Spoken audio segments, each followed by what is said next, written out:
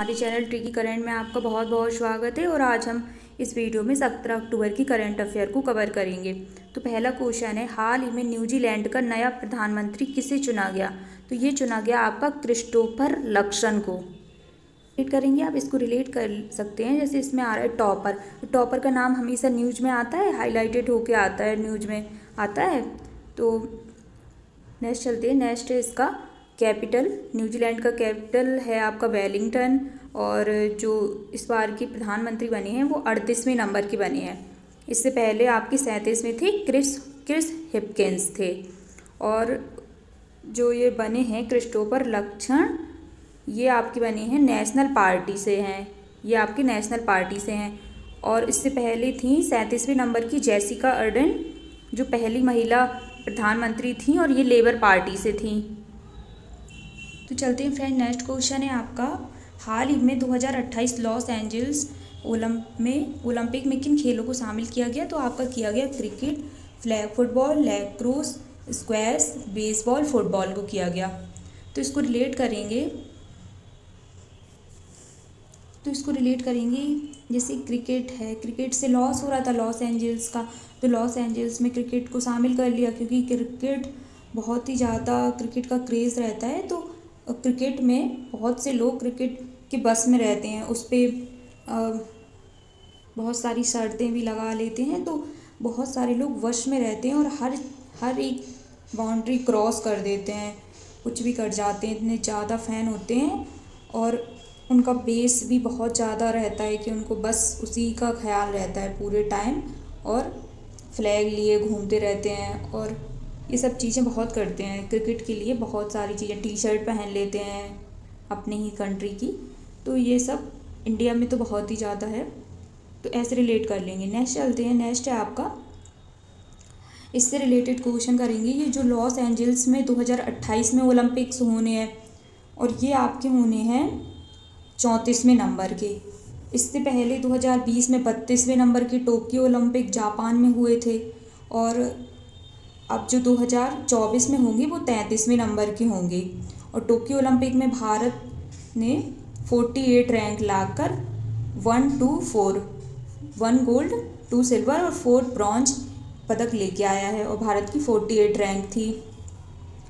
और Paris Olympic 2024 में 33वें number के होने हैं।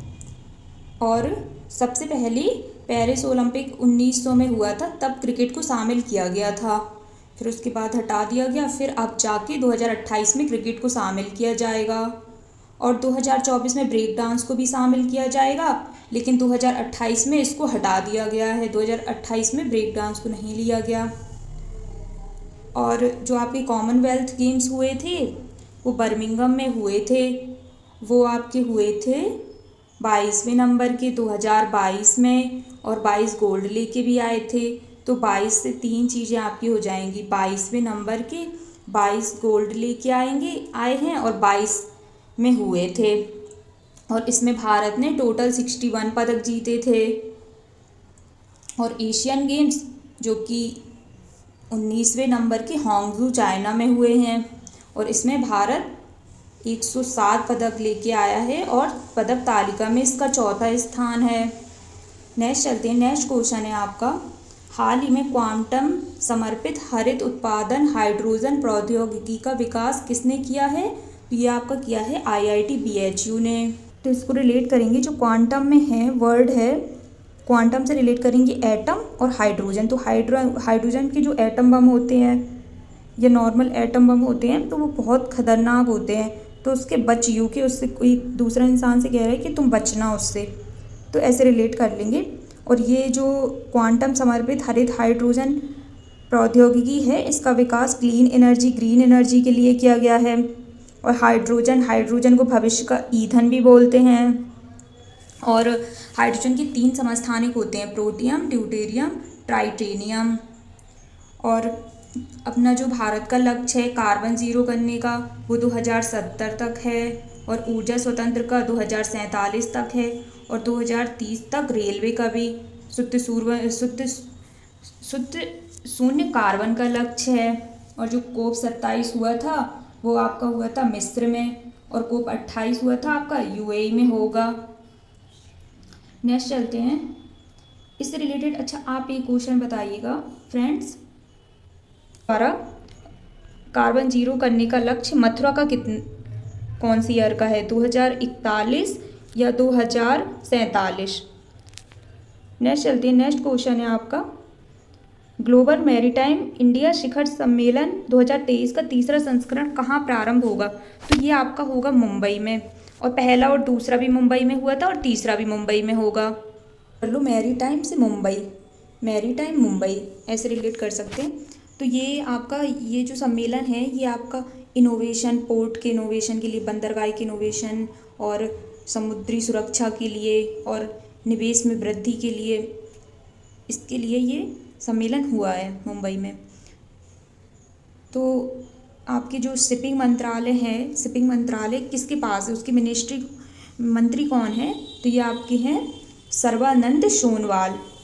और जो अभी कॉफ़ी सम्मेलन हुआ है वो भारत में पहली बार हुआ है, 5वें नंबर का बेंगलुरु में हुआ है। और मसाला सम्मेलन ये 14वें नंबर का मुंबई में हुआ है।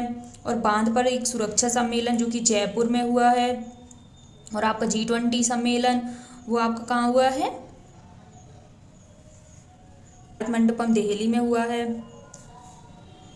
नेक्स्ट क्वेश्चन पे चलते हैं फ्रेंड्स। नेक्स्ट है आपका, हाल ही में विनिंझनम अंतर्राष्ट्रीय बंदरगाह कहाँ प्रारंभ हुआ? तो इसको रिलेट करेंगे हम लोग, विन से रिलेट करना जीतना। तो एजुकेशन के मामले में कौन टॉप पे रहता? विन। कौन जीतता है? क्योंकि जो सबसे ज़्यादा एजुकेटेड राज्य होगा तो वो होगा केरला। तो ऐसे रिलेट कर सकते हैं। और ये बंदरगाह इसलिए फेमस है क्योंकि यहाँ पर एक चीन का एक जहाज़ है झेन हुआ 15 जो कि यहाँ पर आया हुआ है। और इस बंदरगाह का जो विकास है वो राज्य सरकार और अडानी ग्रुप ने मिलकर किया है। राज्य सरकार का इसमें 70% निवेश है और अडानी ग्रुप्स का इसमें 30% निवेश है। और जो सिल्वर लाइन प्रोजेक्ट आया था वो भी केरला से रिलेटेड है, केरला में ही आया था सिल्वर लाइन प्रोजेक्ट। और जो MV एम्प्रेक्स क्रूज है ये चेन्नई से श्रीलंका की ओर चली थी क्रूज सेवा। और जो INS विक्रांत है ये विमान वाहक जलपोत है, केरला से कमीशन किया गया था। और लोथल पोर्ट है ये गुजरात में बना हुआ है। और पंचशील समझौता ये भारत और चाइना के मध्य हुआ था, हिंदी चीनी भाई भाई, हैंड इन हैंड ये भारत और चाइना के मध्य एक्सरसाइज होता है। और जो OBR है ये भी चाइना का है, वन बेल्ट वन रोड। और ये मोतियों की माला ये भी चाइना का है, ये भारत को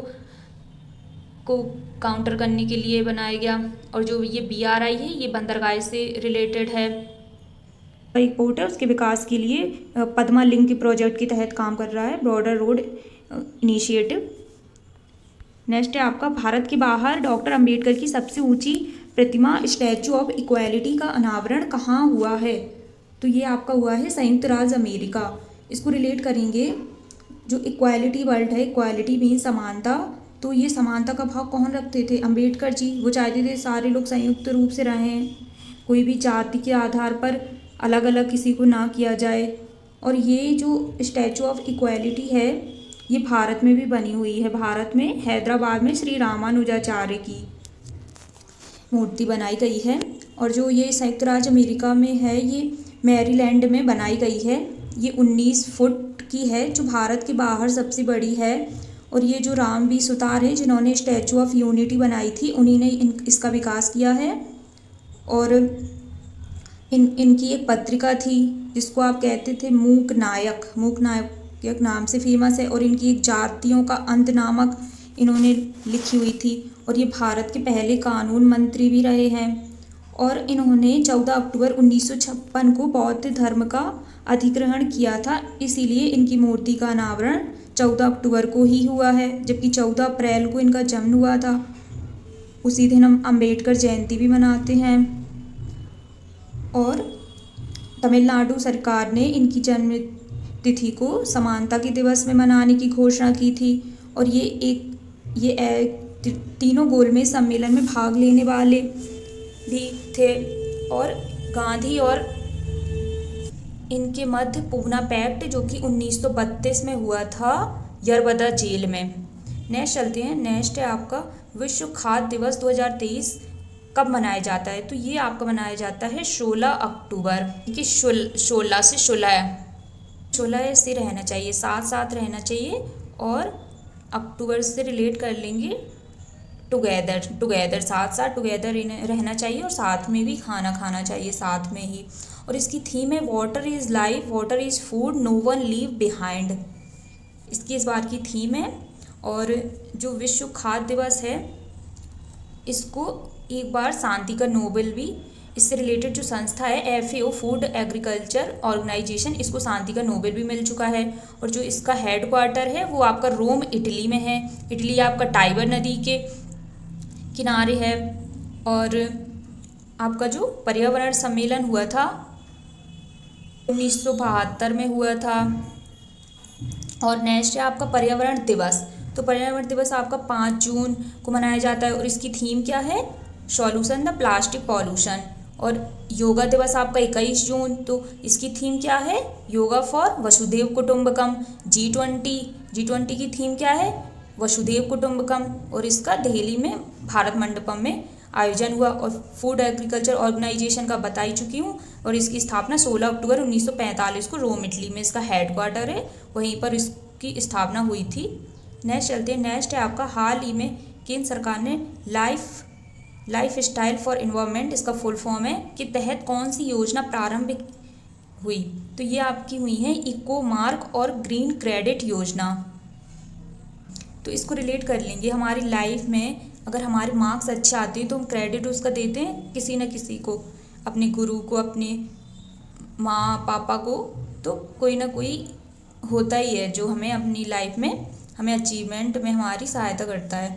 तो ये पर्यावरण से रिलेटेड ये योजनाएं हैं, इको मार्क और ग्रीन क्रेडिट योजना। ग्रीन क्रेडिट में आपका ये है कि आप स्वेच्छा से पर्यावरण के लिए आप स्वेच्छा से योगदान अपना दे सकते हैं। और इको मार्क पर्यावरण की शुद्धता के लिए मानक के रूप में ये इसकी स्थापना की गई है।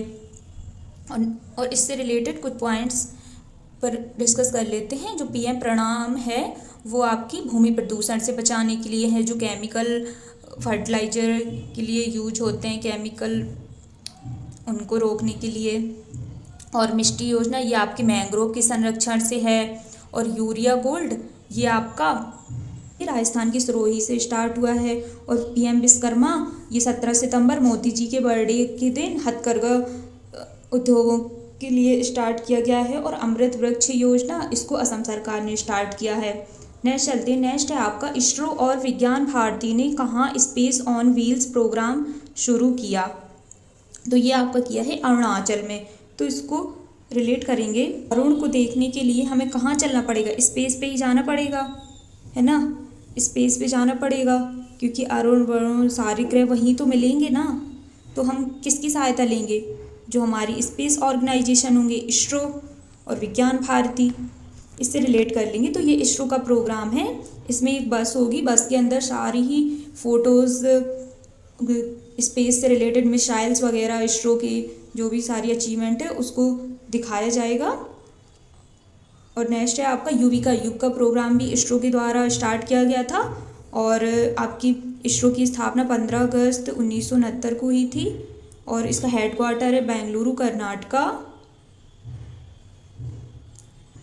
नेक्स्ट चलते हैं। नेक्स्ट है आपका हाल ही में दिवंगत मनोहर सिंह गिल कौन थे? तो ये आपके थे पूर्व मुख्य चुनाव आयुक्त।